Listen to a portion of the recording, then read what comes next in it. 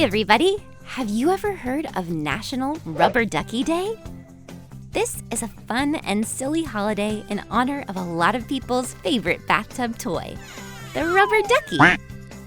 Did you know that rubber duckies have been around since the late 1800s? People do all sorts of fun things with them, and you can celebrate this whimsical day in so many ways. Some people collect them.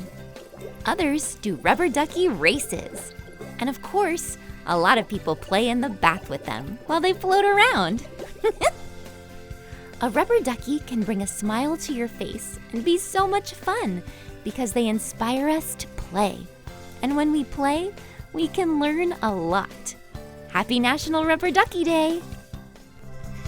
To enjoy our library of over 300 classroom videos, please visit www.wondergrovesocialskills.com or scan the QR code.